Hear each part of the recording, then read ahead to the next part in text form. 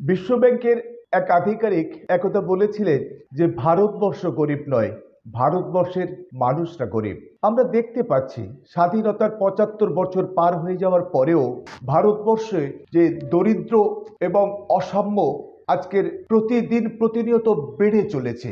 এবং খুব আশ্চর্যের হলেও সত্য যে এই যে ধন বৈষম্য, এই যে অসাম্য, দেশে অর্থনৈতিক অসাম্য, এটা গড়ে উঠেছে জাতপাত এবং সম্প্রদায়ের ভিত্তিতে।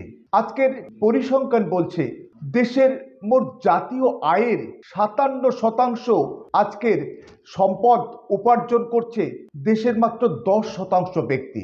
৫৭% উপার্জন করছে কারা?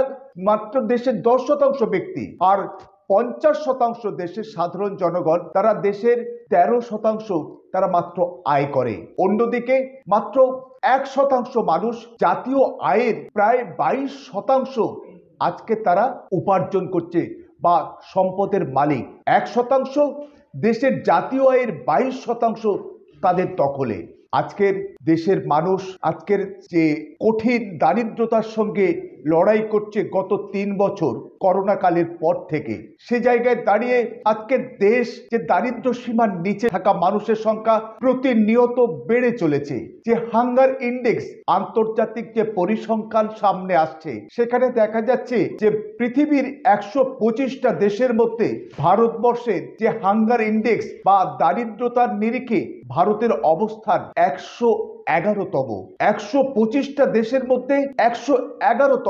অর্থাৎ ভারতবর্ষের বিশাল সংখ্যক মানুষ তারা দারিদ্র সীমার নিচে বসবাস করছে। অন্যদিকে ছোট্ট একটি দেশ, ১৯৭১ সালে জন্ম হয়েছে অবশ্যই ভারতবর্ষের সহযোগিতায়, সেই বাংলাদেশ, তারাও কিন্তু আজকের দারিদ্রতার নিরিখে বা হান্ডার ইন্ডেক্সে তাদের স্থান ৮১তম। অর্থাৎ ভারতবর্ষ থেকে অনেক আগে রয়েছে।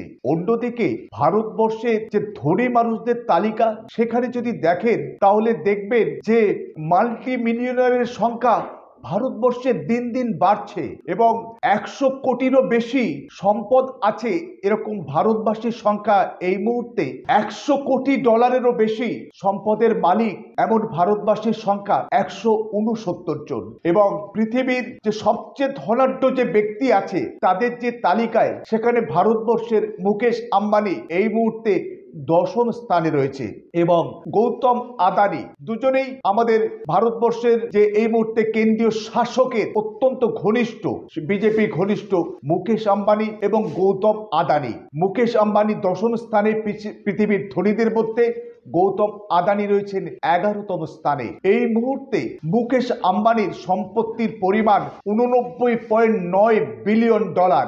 ১ বিলিয়ন সমান ১,০০,০০০ কোটি টাকা। সেখানে মুকেশ আম্বানির ৮৯.৯ অর্থাৎ প্রায় ৯০ বিলিয়ন ডলারের মালিক। গৌতম আদানি রয়েছেন প্রায় ৫২ বিলিয়ন ডলারে।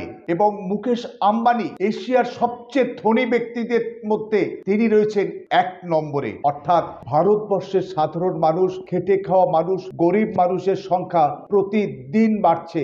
২০২১-এ ১০০ জন ধনী ব্যক্তির মধ্যে ভারতের জাতীয় আয়ের ৫৭.৩% হচ্ছে ১০০ জন ধনী ব্যক্তির সম্পত্তি। ২০২১-এ ৮৪% পরিবারের আয় কমেছে করোনার সময়ে। অন্যদিকে ২০২১-এ ধনকুবের মানুষের সংখ্যা ১০২ থেকে বেড়ে ১৪৫ জন হয়েছে। অর্থাৎ দেশে ধনকুবেরের সংখ্যা বাড়ছে আর সাধারণ মানুষ দারিদ্র সীমার নিচে প্রতিনিয়ত তারা নেমে যাচ্ছে, তলিয়ে যাচ্ছে। অর্থাৎ ভারতবর্ষে ধন বৈষম্য প্রতিদিন প্রতিনিয়ত প্রকট হচ্ছে। বিভিন্ন রাজ্য সরকার এবং কেন্দ্রীয় সরকার আজকের বৃহৎ পুঁজির কাছে তারা আত্মসমর্পণ করেছে। তাদেরকে সমস্ত রকম ভাবে একেবারে জামাই আদর করে তাদের ফুলে ফেপে ওঠার ব্যবস্থা করে দিচ্ছে।